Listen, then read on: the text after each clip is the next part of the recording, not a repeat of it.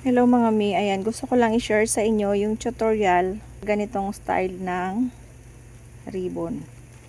Yan, una guys, mayroon tayo ditong 2 cm by 6 cm, 6 na piraso, and then meron tayong 2.5 cm by 5 cm. Ito naman ay 5 piraso.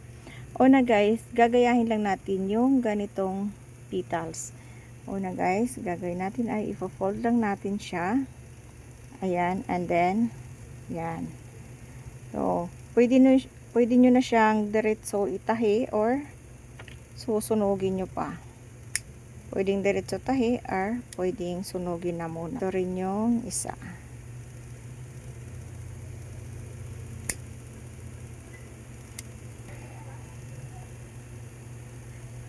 One, two, three, four.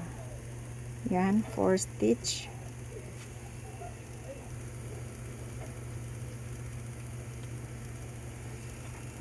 Yan, hatakin lang natin guys. Then, hanapin natin yung kabilang dulo. And then, itatali natin. Huwag masyadong mahigpit guys. Kailangan may butas pa din siya. May butas siya dyan sa gitna. Pwede nyo siyang lagyan ng lapis para magkaroon siya ng space doon sa gitna. Kasi pag wala siyang space sa gitna, ang pangit naman ng kanyang kakalabasan. Sobrang nauna. Yan. Apat-apat lang.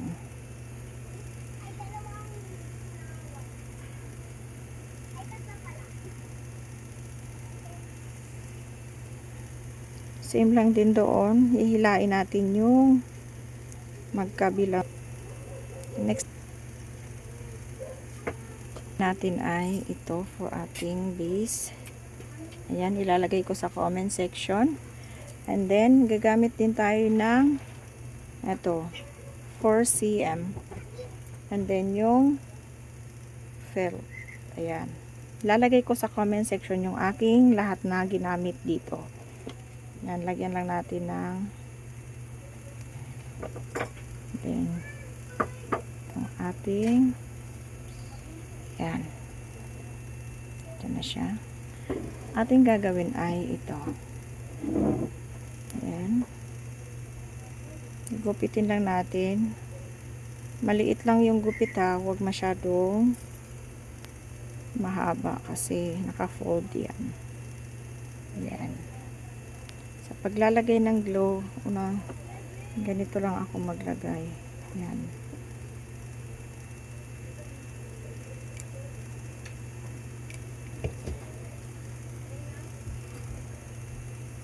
Ayan.